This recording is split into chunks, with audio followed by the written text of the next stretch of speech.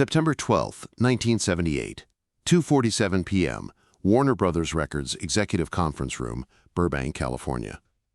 20-year-old Prince Rogers Nelson sat across from a table of men who averaged 48 years old, each wearing expensive suits and expressions that ranged from skeptical to openly dismissive. Harold Morrison, 52-year-old senior vice president of A&R, looked at Prince's contract demands and laughed out loud. "Kid, you're 20 years old. I've got ties older than you. You want complete creative control? You want to produce your own records? You want to play every instrument yourself? Son, this industry doesn't work that way. Come back in 15 years when you've learned how music is really made." What Morrison and the other executives didn't understand was that they were speaking to someone who would completely rewrite the rules of their industry. By 1983, exactly 5 years later, Harold Morrison would find himself fired from Warner Brothers and desperately seeking employment with the very kid he had dismissed, because Prince Rogers Nelson hadn't just proven them wrong.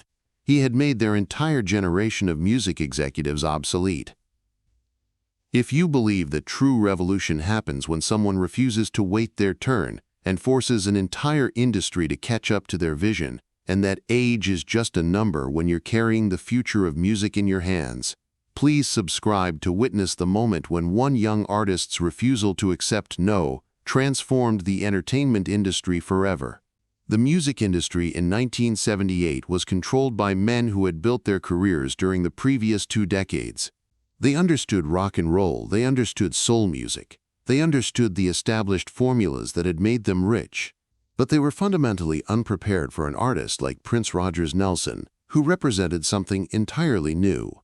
A young black musician who refused to be categorized, who insisted on controlling every aspect of his creative process, and who had the talent to back up demands that seemed outrageous coming from someone barely out of his teens. Prince's arrival at Warner Brothers had been unconventional from the start. His demo tape, recorded in Minneapolis with producer Owen Husney, showcased an artist who played every instrument on every track, something that was virtually unheard of for a new artist. Most record labels expected to pair new signings with established producers, seasoned session musicians, and industry veterans who would guide them through the recording process. But Prince had different ideas. During his initial negotiations with Warner Brothers in early 1978, he had insisted on clauses that stunned industry veterans.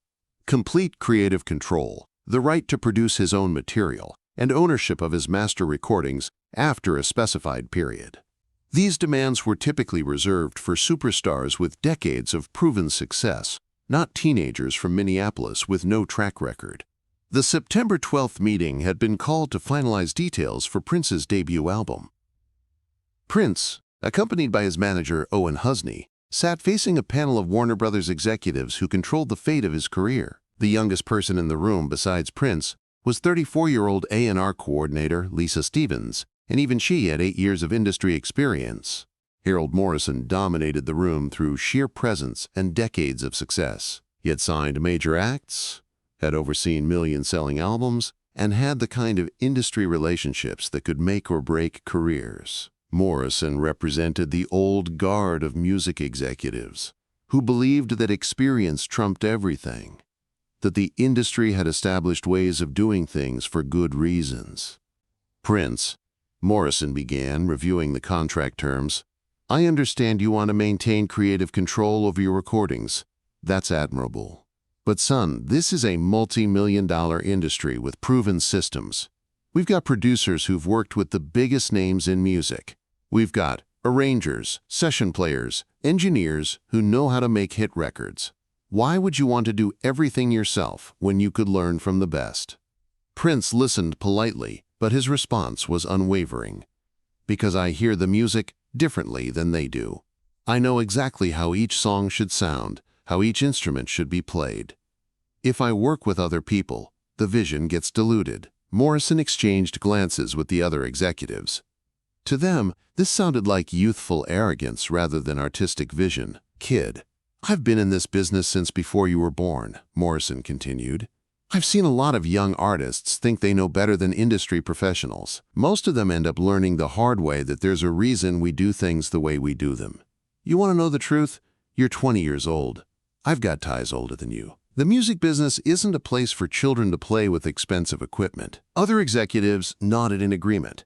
To them, Prince's age wasn't just a number.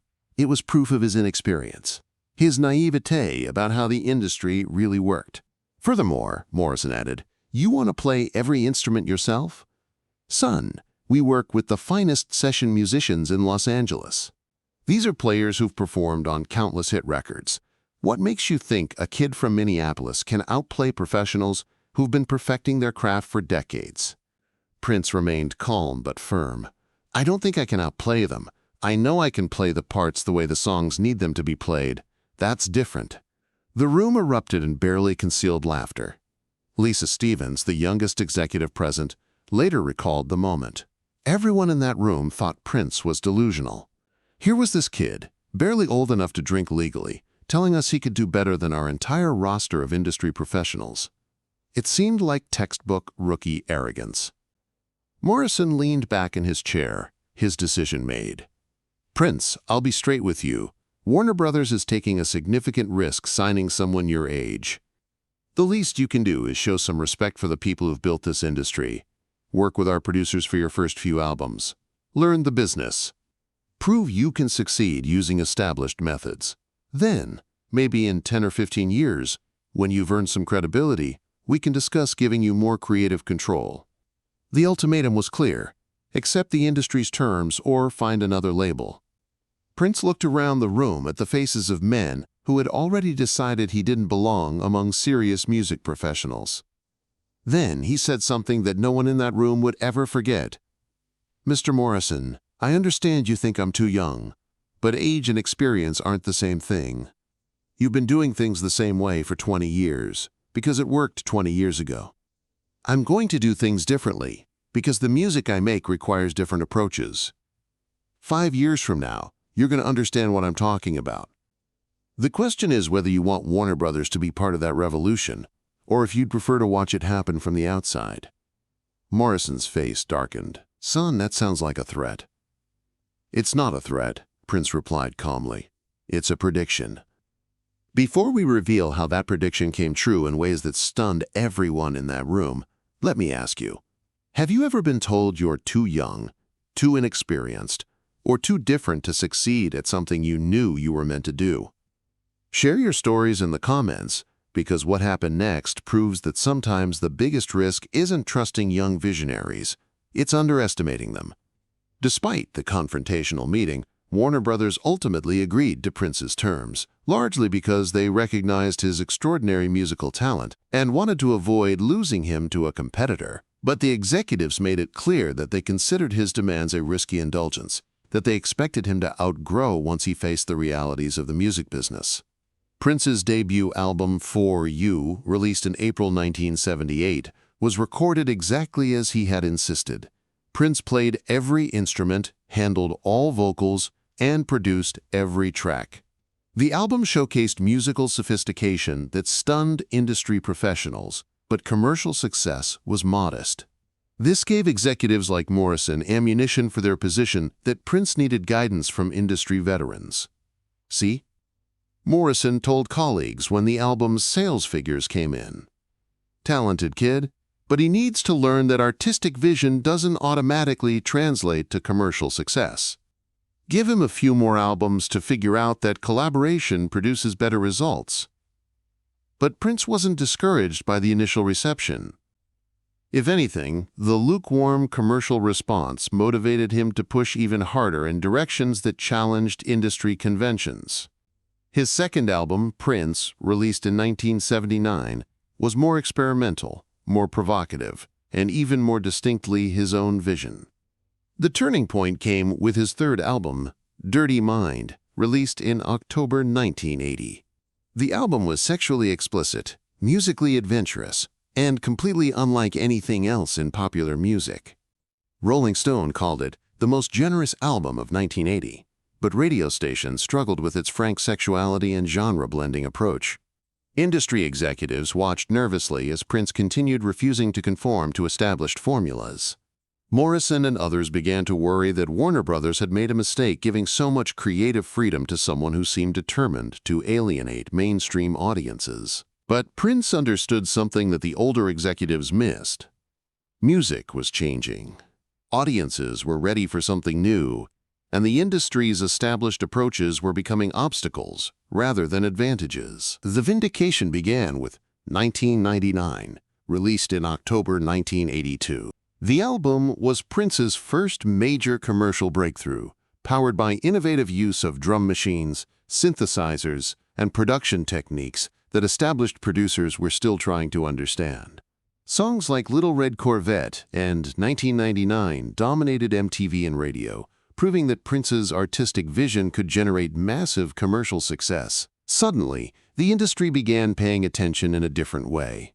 The kid, who had been dismissed as inexperienced, was creating music that sounded like the future, while established artists struggled to remain relevant in a rapidly changing musical landscape. By 1983, Prince was no longer seeking approval from industry veterans. He was setting the standards they scrambled to meet.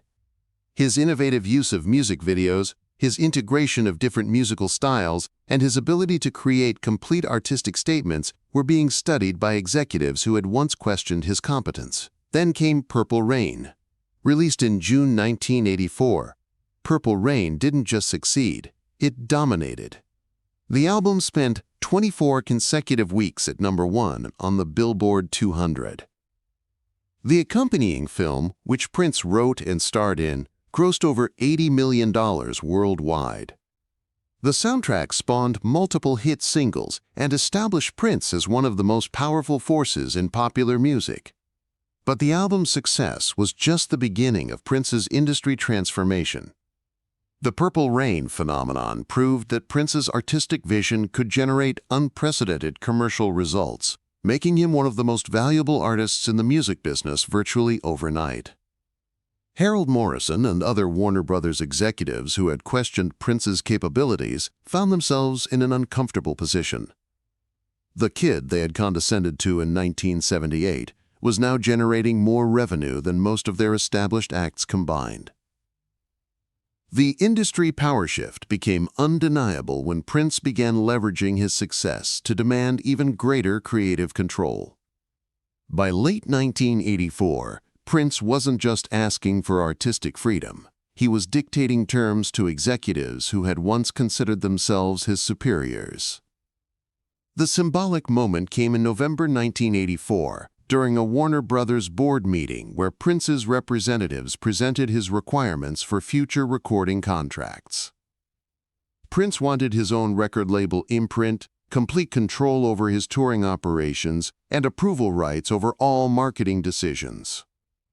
Harold Morrison, who 5 years earlier had laughed at Prince's unrealistic demands, found himself advocating for the company to accept terms that would have been unthinkable for any other artist.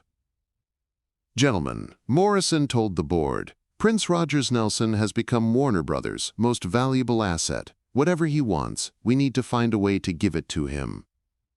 But Prince's industry transformation went beyond his own contract negotiations.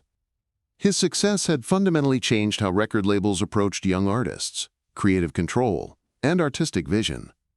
Executives who had built careers on established formulas found themselves studying Prince's methods, trying to understand how someone so young had revolutionized approaches they had considered unchangeable. The most dramatic reversal came in early 1985, when Harold Morrison was quietly forced out of Warner Brothers during a corporate restructuring. The official reason was evolving industry needs, but everyone understood the real message. Executives who couldn't adapt to artists like Prince were becoming liabilities rather than assets. 6 months later, Morrison contacted Prince's management seeking employment. The man who had told Prince he was too young to understand the music business was now hoping to work for the artist whose vision he had once dismissed. Prince's response was characteristically gracious but pointed. Through his representatives, he offered Morrison a consulting position with his newly formed Paisley Park Records, but the terms were clear. Morrison would be learning from Prince, not teaching him. Morrison accepted, becoming one of several industry veterans who found themselves working for the artist they had once patronized. In interviews years later, Morrison acknowledged the transformation. "I spent 30 years thinking I understood how music worked. Prince taught me that I understood how music used to work. There's a big difference." By 1985, Prince's industry influence extended far beyond his own career. Record labels were actively seeking young artists who demonstrated Prince-like creative vision and independence. Producers were studying his recording techniques. Marketing executives were analyzing his innovative approaches to promotion and fan engagement. The kid, who had been told to wait his turn, had instead forced an entire industry to catch up to his timeline. Prince's transformation of the music business wasn't just about proving his critics wrong. It was about demonstrating that innovation comes from embracing new perspectives rather than defending old systems. The executives who adapted to his approach thrived. Those who couldn't became footnotes in industry history. Lisa Stevens, the youngest executive in that 1978 meeting, later became president of Paisley Park Records. In her memoir, she wrote, "Prince didn't just succeed despite being young. He succeeded because he was young. He hadn't learned all the reasons why new ideas supposedly couldn't work, so he went ahead and made them work anyway." When Prince died in 2016, Harold Morrison was among the industry veterans who spoke at his memorial service.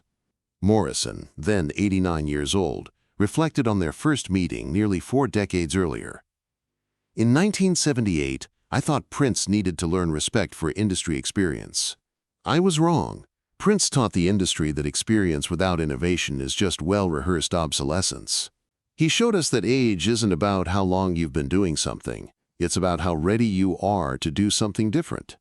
Morrison concluded his remarks with words that summarized Prince's industry legacy. "We told him he was too young to revolutionize music. He was exactly the right age to change everything." Today, the music industry that Prince transformed continues to grapple with the implications of his revolution. Artists demand creative control as a matter of course. Age is no longer considered a barrier to artistic authority. Innovation is valued over adherence to established formulas. Prince Rogers Nelson proved that when someone has a genuine vision for the future, the most dangerous response isn't to challenge their ideas. It's to dismiss them based on irrelevant criteria like age or inexperience. He showed that true industry leadership means recognizing revolutionary talent when it appears, not forcing it to conform to outdated expectations. The young man who was told he needed to wait his turn instead changed the rules so thoroughly that waiting became irrelevant. Because in the end, the music industry didn't need Prince to grow up to match their standards. They needed to evolve to match his vision.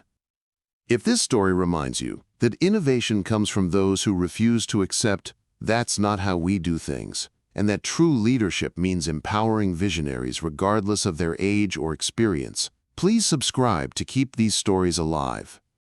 Because the world needs more young revolutionaries who understand that the best way to change the future is to create it yourself, starting right now.